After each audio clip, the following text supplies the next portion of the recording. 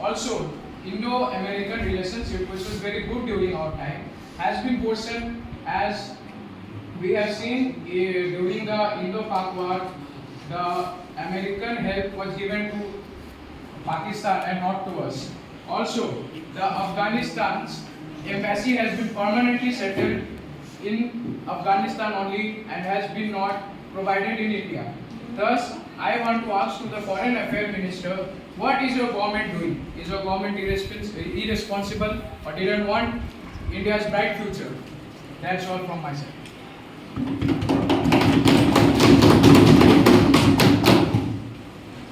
Honorable Foreign Affairs Minister. माननीय अध्यक्ष महोदय, माननीय सदस्य द्वारा उठाए गए प्रश्नों के लिए धन्यवाद। सबसे पहले मैं स्पष्ट करना चाहती हूँ, प्रत्यक्ष विदेशी निवेश FDI में जो 14% की गिरावट आई है, वो वैश्विक आर्थिक मंदी और अंतर्राष्ट्रीय बाजार में आई अस्थिरता के कारण हुई है, न कि सरकार की नीतियों की विफलता के कारण। फिर भी भारत ने 2024 और 25 में $44.85 बिलियन का FDI आमंत्रित किया है, जो हमारी मजबूत अर्थव्यवस्था और वैश्विक निवेशकों के विश्वास को दर्शाता है। इसके अलावा सरकार निरंतर make in India, startup India, make of doing business जैसे कार्यक्रमों के जरिए निवेशकों को बेहतर वातावरण प्रदान कर रही है। इसके साथ ही जहां तक बात रही विदेशी नीति और द्विपक्षीय संबंधों की बात है, भारत ने हमेशा राष्ट्रीय सर्वोपरि को प्राथमिकता दी है, चाहे वो चीन, पाकिस्तान, मलेशिया, बांग्लादेश या अफगानिस्तान। भारत ने हर देश के साथ परस्पर सम्मान और हितों के आधार पर संबंध बनाए रखे हैं। भारत ने अमेरिका द्वारा पाकिस्तान को दी गई सहायता उनके रणनीतिक निर्णय हो सकते हैं, लेकिन भारत आत्मनिर्भर नीति अपनाई है और हर चुनौती का डटकर सामना किया है। भारत की वैशाखी साहब G20 की अध्यक्षता अंतर्राष्ट्रीय मंचों पर सक्रिय भागीदारी और वैश्विक रणनीति से साफ झलकती है।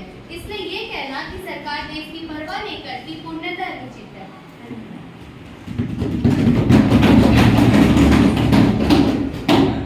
Honorable members are requested not to indulge in any kinds of unprofessional behavior. This is the House and this shall proceed with decorum and due discipline. Question number 623, Mr. Anshuman Pandey. Honorable Speaker and the esteemed member of the Parliament, my question is to the Railway Minister. Why are trains in India being delayed more and more with each passing day? In 2023, the average delay time of these trains were about 30 minutes. But now, in just 2 years, it has shot up to 1 hour each day. I want to bring the topic of the Purushottam Express going from New Delhi to Puri. It was delayed by a shocking 9 hours. People were stranded on the station and they were in the freezing temperature of January. These passengers included children and elderly persons. I want to say that these accidents that have been occurring due to the railway mismanagement have destroyed infrastructure over worth of 950 crores and 450 lives have been lost due to these accidents. What is your government doing about it? These numbers are painting a very dark and grim picture of your government. Despite knowing that there is a very high rise in crowd during festival seasons, there is no visible special preparation for these kinds of seasons. My question is, are you waiting for a stampede to happen before taking any kind of actions? That's all from my side.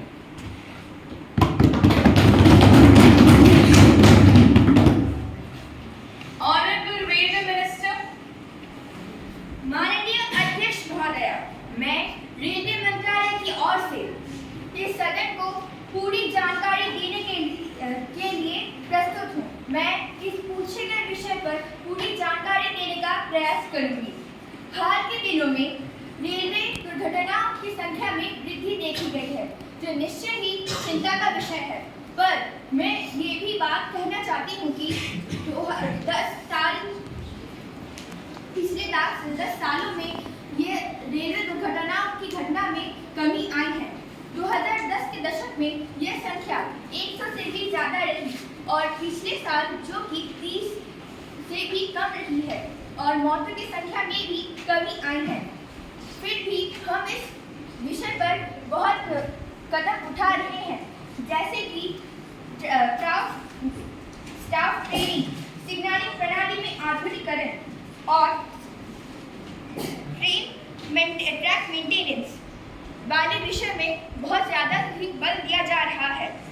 हमें ये याद रखना चाहिए कि भारतीय rail देश की सबसे बड़ी सार्वजनिक परिवहन व्यवस्था है, जो प्रतिदिन करोड़ों यात्रियों को सेवा प्रदान करती है। त्योहारों के सीजन में, सप्ताहांत में और कुछ स्थानों में यात्रियों की संख्या में वृद्धि होती है। इस विषय पर रेलवे मंत्रालय बहुत से कदम उठाए हैं, जैसे कि अधिक ट्रेनों का संचालन करना, ट्रेनों में ज़्यादा से ज़्यादा कोचों को जोड़ना आदि। हम पिछले 5 सालों में 800 से भी ज़्यादा ट्रेनों का प्रचलन